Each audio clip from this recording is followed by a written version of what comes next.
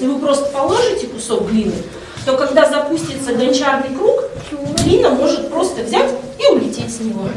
Вот так увлекательно начинается первое занятие в гончарной мастерской детского сада номер 73. Руководитель фонда изучения наследия скульптора Владимира Жарикова Лариса Мингажева показывает малышам и почетным гостям, как правильно закрепить глину на вращающемся круге и превратить пластичную массу в изящное изделие. После таких подробных мастер-классов дети смогут работать уже самостоятельно. Постепенно они у нас научатся работать с более сложным инструментом, с электрическим инструментом. У нас направлено на это.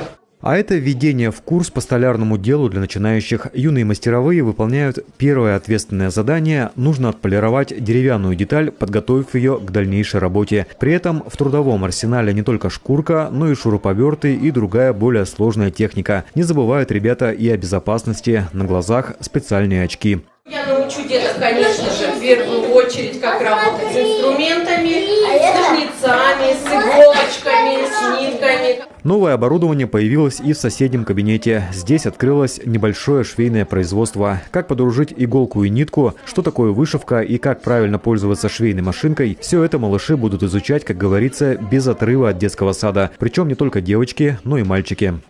Ручной труд жизненно необходим для наших детей, потому что с развитием мелкой моторики приходит и развитие речи, и развитие познавательных функций детей особенных и детей-инвалидов. Поэтому идея создания этих мастерских возникла прежде всего для детей-инвалидов и деток с особыми возможностями здоровья. Работая в мастерских, дети будут развиваться, дети будут получать не только навыки, умения развивать в этих мастерских, но и совершенствовать свои умственные способности.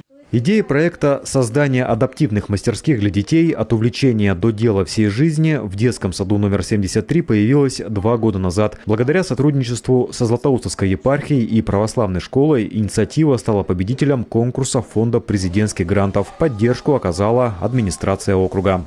73-й садик всегда удивляет, впечатляет. Порядок всегда на прилегающей территории, внутри, и, конечно же, куча и очень много интересных идей. Хочу поблагодарить руководство детского садика номер 73, которые не побоялись, вышли с инициативой и получили грант президента. Большую помощь им оказали сотрудники Златоустовской епархии. Ну и, конечно, было софинансирование из областного и из местного бюджета. И сегодня мы имеем в подразделении 73-го садика 3 замечательные мастерские. Из федерального, областного и местного бюджетов на создание мастерских направили 2 миллиона 300 тысяч рублей. Улучшать свою моторику, речь и при этом изучать новое оборудование, создавать изделия, получать полезные навыки смогут ребята в возрасте от 4 до 12 лет.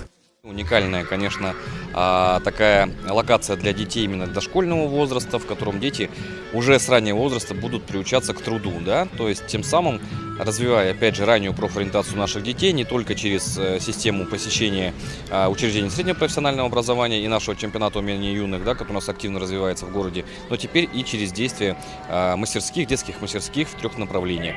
Здесь хочется еще раз подчеркнуть взаимодействие нашей системы образования с системой образования среднего профессионального, которая в нашем городе очень хорошо выстроена. Мы сотрудничаем со всеми учреждениями. У нас 5 учреждений среднего профессионального образования, учреждений высшего образования. Увлечение обязательно перерастет в серьезные навыки. Это подчеркнули и представители профессиональных образовательных организаций, которые приняли участие в торжественном открытии адаптивных мастерских. Кстати, с 1 сентября детский сад номер 73 запускает новый проект по наставничеству вместе с индустриальным колледжем. Студенты возьмут производственное шефство над дошколятами.